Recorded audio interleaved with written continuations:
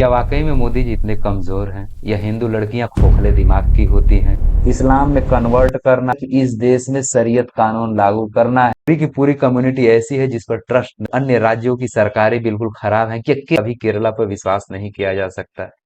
नमस्ते। आपने देखना शुरू कर दिया है फ्रेम ओरेकल। आज हम द केरला स्टोरी 2 मूवी का रिव्यू करेंगे और ये देखेंगे कि ये मूवी कुछ सवालों को उठाती है और उनके जवाब भी देती है। तो हम देखेंगे कि उनके उसके जवाबों में कितनी सत्यता है और बाकी उसके अन्य पहलुओं का भी रिव्यू करेंगे। तो पहले हम इस फिल्म की मोटी मोटा कहानी जान लेते हैं। ये मूवी मुख्यतः 3 राज्यों को टारगेट करती है और लगाती है गोज बियॉन्ड, मतलब और भी पूरे भारत में ऐसा ही कुछ चल रहा है। तो पहला है राजस्थान, फिर मध्य प्रदेश, फिर केरला की कहानी है। तो राजस्थान में दिखाता है कि एक सोशल मीडिया इन्फ्लुएंसर है जो खूबसूरत राजस्थानी अटायर में बहुत ही खूबसूरत डांस करती है और वो ऑलरेडी पॉपुलर है, लेकिन उसका बॉयफ्रेंड कहता है यदि तुम अश्लील गानों पर डांस करो तो वो मिलियंस व्यूज जाएंगे और तुम बहुत पॉपुलर हो जाओगी। लड़की अश्लील गानों पर डांस करती है, घर वाले जब मना करते हैं तो वो अपने बॉयफ्रेंड के साथ भाग जाती है, शादी करती है, फिर उसके बाद से टार्चर और मौत, फिर यही है। जो मध्य प्रदेश की कहानी है उसमें दिखाता है कि एक लड़की जेवलिंग थ्रो की प्रैक्टिस करती है और वो नेशनल लेवल पर खेलना चाहती है, लेकिन एक मुस्लिम लड़का हिंदू बॉयफ्रेंड के भेष में आता है और उसको बहला फुसला करके ले जाता है कि मैं तुम्हें उन सर से मिलवा दूंगा, और उससे शादी कर लेता है। बाद में उससे वेश्यावृत्ति करवाने लगता है और उस वेश्यावृत्ति में पूरा परिवार शामिल। और मजे की बात जानते हैं कि अंत में पुलिस वाले को फोन आता है कि मौलवी साहब अब ये सब अपना धर्म का धंधा बंद कर दीजिए। यानी पुलिस वाले को पहले से पता है। अब थानों में अधिकांश इक्का दुक्का छोड़ दिया जाए तो मुस्लिम होते हैं, अदरवाइज हर जगह हिंदू ही हेड होते हैं कि हर थाने के। यानी थाने वालों की ये निष्पक्षता पर सवाल उठा रहे हैं, थामने वालों की काबिलियत पर ये सवाल उठा रहे हैं।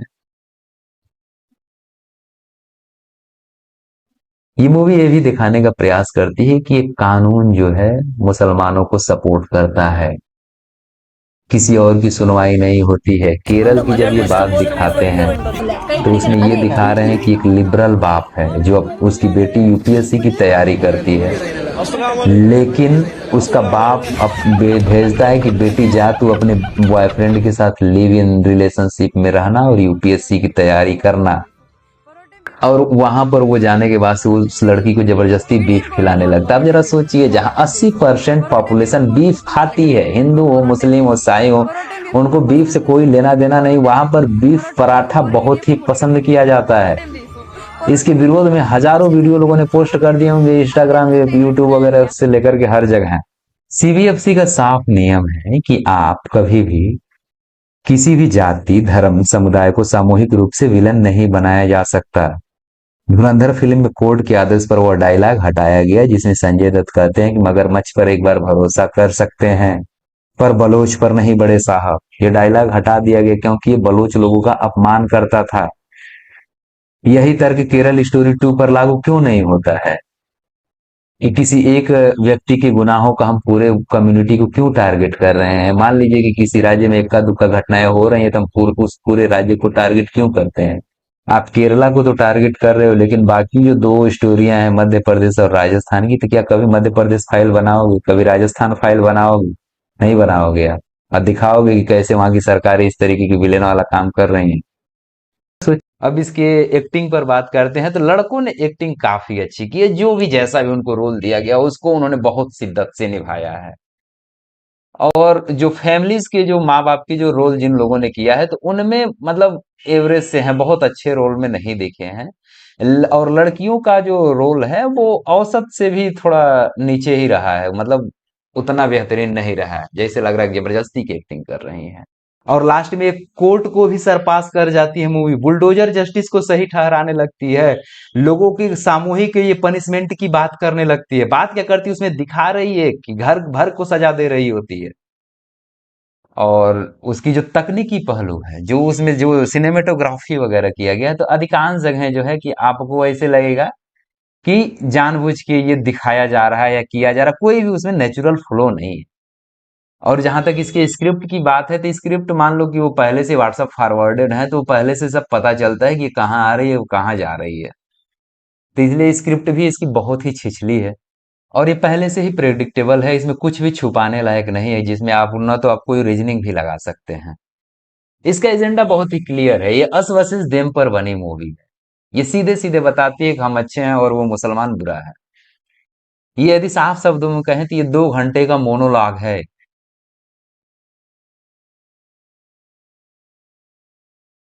निर्माताओं का ये कहना है, जो फिल्म मेकर हैं उनका कहना है कि मूवी सच्ची घटनाओं से प्रेरित है, लेकिन इसके टारगेट में 4-5 मुद्दे हैं। हम वो देख लेते हैं, फिर उन मुद्दों की इनकी सत्यता की जांच करेंगे। पहला, ये इस्लाम धर्म को बदनाम करने का कोई कसर नहीं छोड़ती है मूवी। और दूसरा, जबरदस्ती जबरन धर्मांतरण का ये हौवा क्रिएट करती है। तीसरा, लव जिहाद के मामले को ये हवा देती है। और चौथे और पांचवे पॉइंट तो सबसे खतरनाक हैं। चौथा पॉइंट में ये साबित करने का प्रयास करती है कि हिंदू लड़कियां सबसे ज्यादा कूकमंडूक और खोखले दिमाग वाली होती हैं।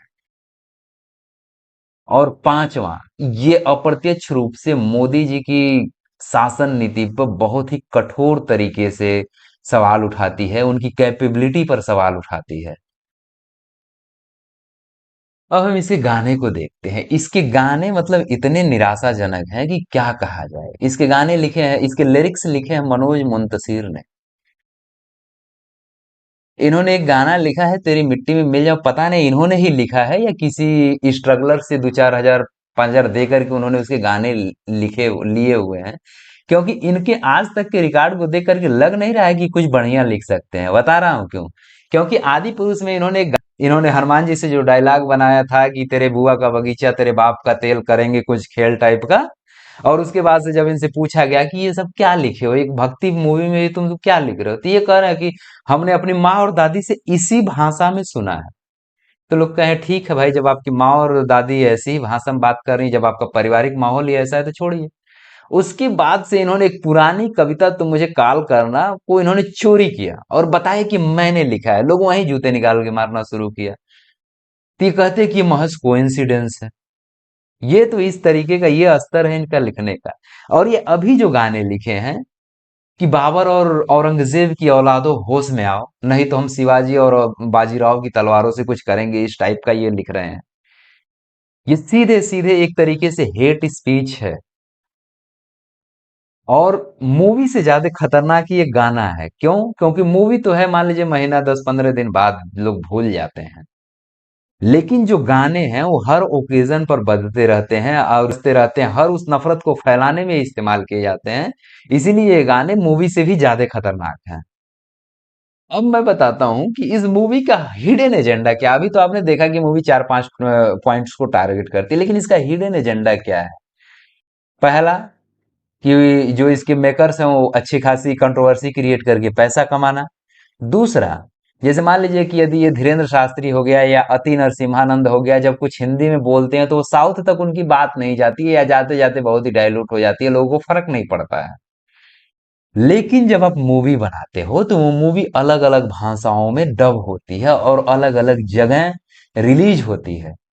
तो इन लोगों का टारगेट वही है, सिर्फ और सिर्फ डिस्कोर्स पैदा हो जाए साउथ में भी, तो मुस्लिम टाइप के कुछ डिस्कोर्स पैदा करके उन लोग अब आपको पता ही है कि हर जगह कुछ ना कुछ 2-4 चमनचू रहते ही हैं जो आइडियोलॉजी से इन्फ्लुएंस होते ही हैं। तो वो धीरे धीरे डिस्कोर्स का दायरा बढ़ाना, ताकि आने वाले कुछ सालों में वहां पर भी हिंदू मुस्लिम का नैरेटिव सेट किया जा सके। ये इसका हिडन एजेंडा है। अब आइए जरा हम इन तीनों राज्यों के जो जो ये आंकड़े मतलब दावा करती है, उन राज्यों के आंकड़े क्या कहते हैं।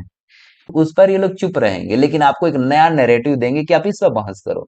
हम देखते हैं, पहला है राजस्थान का। 5 सालों में क्या हुआ है।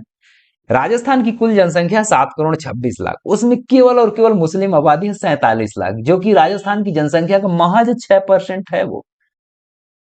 लव जिहाद के एक भी मामले नहीं है। और ये वो आंकड़े हैं जो सरकार ने सबमिट किए हैं वो विधानसभा में।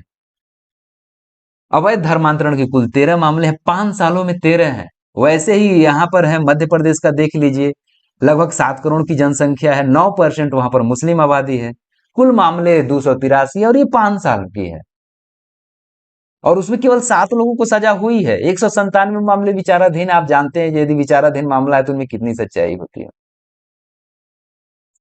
और वैसे ही केरल का है, 3 करोड़ 34 लाख की जनसंख्या है, तो वहां पर 85-86 लाख मुसलमान, वहां पर मुस्लिम ज्यादा हैं। और वहां पर जो है कि 506 मामले आएंगे, तो आप कहोगे यहाँ पर तो सबसे ज्यादा है। तो वहां पर आने की वजह है बता रहा हूँ। वहां पर दोनों धर्मों में शादियां हो रही होती हैं। आप देखिएगा मंदिर में जाकर के मुसलमान खाना बना रहा होता है, वहां के नाच गाने, वहां के सांस्कृतिक प्रोग्राम में हिस्सा लेता है, और मस्जिद में जाके हिंदू काम कर रहा है और चर्च में जाके, ये मतलब मिलजुल के कंपोजिट कल्चर के तौर पर लोग रहते हैं। इसीलिए यहाँ पर मामले ज्यादा दिख रहे हैं, और हर जगह ऐसा दिखेगा। और ये देखिए, एक एनजीओ है थनक, दिल्ली बेस्ड, जो कि कह रहा है कि 52% हिंदू लड़कियां मुस्लिम लड़कों से शादी की हैं। 52% हिंदू लड़कियों ने मुसलमानों से शादी की है, लेकिन 42% मुस्लिम लड़कियों ने हिंदू लड़कों से शादी की है। यानी लगभग लगभग मामला बराबरी का है। तो यहां पर ऐसा कहां लव जिहाद के मामले हैं? कुछ लोगों का कहना है कि आखिर कहीं धुआं उठ रहा है तो आग तो लगी होगी ना, ये क्यों कह रहे हो कि ये प्रेपेगेंडा है? तो पहले मैं आंकड़ों की बात करता हूं, उसके बाद से मैं एक्सप्लेन करूंगा कि प्रेपेगेंडा होता क्या है। तो इस देश की आबादी कुल 140 करोड़ के आसपास है, तो ऐसे में चिटफुट घटनाओं को का होना कोई इनकार नहीं कर रहा है। ये होंगे, लेकिन इन्हीं को बता देना है कि ये देश की सबसे बड़ी समस्या है, तो ये कहीं से भी उचित नहीं है। क्योंकि जब केरल से पूछा गया कि लव जिहाद के आपके पास कितने मामले हैं, तो वो कह रहा है कि ये सोशल मीडिया और पेपर का वो क्रिएट किया हुआ मुद्दा है। इसके पास, मेरे पास कोई इसका आंकड़ा ही नहीं है। समझ रहे हो? ये देख लो, ये केंद्र सरकार के द्वारा दिया गया जवाब है। महिलाओं के खिलाफ ये दिखाते हैं कि महिलाओं के खिलाफ हिंसा सिर्फ मुसलमान कर रहा है। एनसीआरबी 2023 की मैं आंकड़े बताऊं कि एक साल में 4,48,211 मामले आए हैं। यदि इस देश की मुस्लिम आबादी मान लीजिए 14-15% है, मैं मानता हूँ कि चलो ठीक है, ये आबादी से दुगना यदि गलत काम कर रहे हैं, तो ये मुश्किल से 30% लोग हैं जो गलत काम कर रहे हैं। मान लीजिए कि 30% केस मुसलमानों के द्वारा किया गया, 70% केस कौन करता है? आप सोशल मीडिया खोल करके देखिए। मैं यही देख रहा था कि हिंदू एंगल से देख रहा था कि कितने हिंदुओं ने महिलाओं के खिलाफ क्राइम कमिट किए हैं। तो मतलब रूह कांपे जाती है ऐसे ऐसे मामले। 6 महीने की बच्ची से लेकर के 80 साल की बुढ़िया को भी लोगों ने नहीं छोड़ा है। महिलाओं के प्रति हिंसा, ये कोई धर्म का मामला नहीं है, एक क्रॉस द रिलीजन हो रहा है, और इतने भयावह तरीके से हो रहा है कि आप सोच भी नहीं सकते। लेकिन जब आप इस तरीके से मूवी लेकर के आते हो और किसी एक विशेष धर्म को या एक विलेन दे देते हो, तो जो इन महिलाओं के खिलाफ हिंसा हो रही है उसके खिलाफ जो एक्शन ले सकते हैं वो जवाबदेही से बचने लगते हैं, और आपको दिखा देते हैं कि मैं गुनाहगार नहीं, यहाँ सब कुछ ठीक है, वो विलन है, उसको मारना है। आप भी एज ए सोसाइटी उधर ही पॉइंट आउट करते हो, तो एक तरीके से महिलाओं की स्थिति और बद से बदतर होने लगती है। आ, धर्म परिवर्तन का असली खेल, असली ताकत जो है पावर डायनामिक्स का है।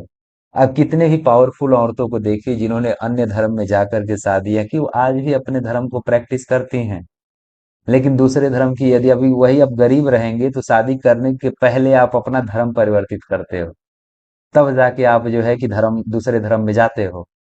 आप देख लिए उदाहरण के तौर पर, गौरी खान आज भी हिंदू धर्म का प्रैक्टिस करती है, करीना कपूर आज भी हिंदू है, शर्मिला टैगोर आज भी हिंदू है, इन सबके पति मुस्लिम। कुछ हैं जो वॉलंटियरली यदि एक्सेप्ट करती हैं, तब उनका क्या ही आप कर सकते हो, लेकिन अधिकांश मामलों में ऐसा ही होता है। अमीर लोग जिस धर्म में पैदा हुए उसी धर्म में रहते, चाहे किसी भी धर्म में जाके शादी करें। ये कहते तो हैं कि ये असली घटनाओं से प्रेरित हैं, लेकिन उस प्रेरित उन घटनाओं के पक्ष में ये कोई आंकड़ा नहीं देते हैं, कोई मतलब ऑफिशियल आंकड़ा नहीं देते हैं। वैसे हवा हवाई सिर्फ आंकड़े देते हैं और हवा हवाई तर्क दे करके आगे बढ़ते हैं। और जब ऑफिशियल आंकड़ों के आप खंगालते हो तो बातें कुछ एकदम इनके उलट निकलती हैं। मैं कहता हूँ कि ये मूवी प्रेपेगेंडा है। क्यों? क्योंकि इसका मैं बताता हूँ। अब मान लीजिए कि आसाराम बापू एक कन्विक्टेड रेपिस्ट हैं। अब उनको उठा करके मैं बोल दूं कि पूरी जो संत बिरादरी है हिंदुओं की, वो सब के सब जो है रेपिस्ट होते हैं, तो क्या आप मानिएगा? नहीं मानिएगा ना।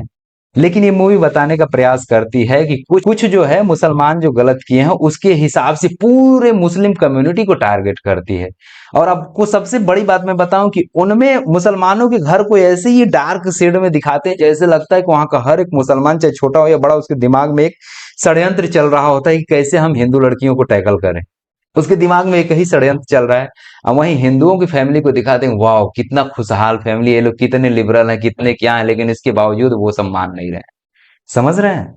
ये वो दिखाता है कि क्लियर कट प्रेपेगेंडा है कि आप कभी भी किसी भी जाति धर्म समुदाय को टारगेट नहीं कर सकते। आप जरा सोचिए कि ऐसे ही मनोज वाजपेयी की एक मूवी का टीजर लॉन्च हुआ था, घूसखोर पंडित। आपने इस बात पर बवाल कर दिया कि आप किसी एक पंडित के घूस लेने से आप पूरे पंडित कम्युनिटी को घूसखोर कैसे बोल सकते हो? ये बात सही भी है। उदाहरण के तौर पर हम कुछ आपको हाइपोथेटिकल जो रियल घटनाओं पर आधारित हमसे आपसे सवाल उठाएं तो क्या आप मानोगे? नहीं मानना चाहिए। वो उदाहरण के तौर पर आप बताइए, उत्तराखंड में मुसलमानों के खिलाफ इतनी सारी घटनाएं हुई, यूपी में इतनी सारी घटनाएं हुई, यदि हम कुछ ऐसा मूवी बनाए, उत्तराखंड इस्लामोफोबिक स्टेट और Uttar Pradesh as a minority lynching state, क्या आपको हजम होगी ये बात? कहोगे अरे यार ऐसा कहाँ होता है, आप किसी राज्य को बदनाम क्यों कर रहे हो? या फिर हम ये कहें कि इस देश से जितने भी पैसा लेकर विदेश भागे हैं वे सब के सब हिंदू हैं और उसमें से वे सब के सब अपर कास्ट हैं। यदि हम कुछ ऐसा लिख दें कि सवर्ण हिंदू आर्थिक आतंकवादी, तो क्या आपको ये बात हजम होगी? आप सीधे सड़क पर उतर आओगे कि आप ऐसी फिल्में क्यों बना सकते हो? जब आप यहाँ उतर जाओगे ऐसी फिल्मों को लेकर के, तो आप एक हॉक्स क्रिएट किए हुए मुद्दे को, जो कि दिखाता है कि एक राज्य टेररिस्ट है और बाकी जो देश के अन्य राज्यों में मुसलमान रह रहे हैं वो टेररिस्ट हैं, अब उनकी हरकतें ठीक नहीं है, तो उस पर तो आप कुछ नहीं बोलते हो। ये कैसे चलेगा? ये दोहरा मापदंड है। और यही वो वजह है कि जिसकी वजह से ये मूवी फेक है, ये मूवी प्रेपेगेंडा की कैटेगरी में आती है और इसी से आपको बचना होगा। और ये मूवी पिछली मूवी में भी, इस वाली में भी, ये मोदी सरकार की क्षमता के ऊपर सबसे बड़ा प्रश्न चिन्ह लगाती है, चाहे वो केंद्र में शासन कर रही हो या राज्य में शासन कर रही हो। कि इस देश में 56 करोड़ महिलाओं में से 8.3 करोड़ हिंदू अनमैरिड महिलाएं हैं, उन सभी को इस्लाम में कन्वर्ट करना है और 2047 तक इस देश में शरीयत कानून लागू करना है। अब आप जरा बताओ, मोदी जी कहते हैं कि लगभग 2047 तक बीजेपी का शासन इस देश पर रहने वाला है। ठीक है। और दूसरी तरफ ये, यानी मोदी जी के शासन काल में ही संविधान हट जाएगा इस देश से। और उनके राज्यों को ये टारगेट करते हैं, जैसे मध्य प्रदेश को दिखा रहे हैं, राजस्थान को दिखा रहे हैं, कहते हैं कि इस पर खूब बहुत बल्क में ये सीरियस इशू चल रहा है। अब आप जरा बताइए, यदि एक पल के लिए हम इस्लाम को साइड में रख दें, तो इसमें सबसे ज्यादा शिकार कौन हो रहे हैं? सबसे ज्यादा शिकार लड़कियां हो रहे हैं। पिछले 70 सालों में हमने जितने भी मतलब लड़ाइयां लड़के महिला अधिकारों से, महिलाओं के लिए थोड़े बहुत अधिकार अर्जित किए हैं, इस तरीके की मूवियां आती है तो महिला के अधिकार को खंडित करती चली जाती हैं। ये मूवी शहरों में तो उतना असर नहीं डालेगी, लेकिन जैसा कि आप सभी को पता है कि गांवों में लोगों की इज्जत बहुत प्यारी होती है शहरों की तुलना में।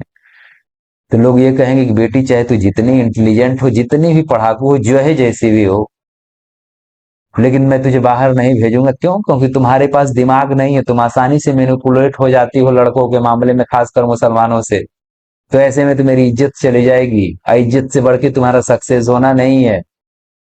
यदि कोई भेजेगा भी तो उनके ऊपर 10 गो पहरा, उसका सांस लेना मुश्किल करके भेजेंगे सब। ये है इस मूवी की असली प्रतिफल, या ये कहें कि इसका अचीवमेंट है।